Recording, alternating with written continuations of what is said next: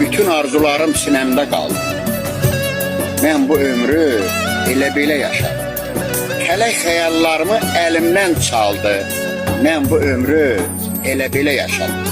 Güvənə biləcək arxam olmadı. Dərdimi bir kimsə mənlə bölmədi. Saxta gülümsədim, içim gülmədi. Mən bu ömrü elə belə yaşadım. Məni adam yerinə qoyan olmadı. Məni saya salıb sayan olmadı. Ağladı ürəyim, duyan olmadı. Mən bu ömrü elə belə yaşadım. Bilmədim nə idi mənim günahım. İstərəm heç yerdə qalmasın ağım.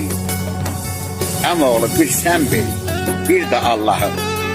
Mən bu ömrü elə belə yaşadım.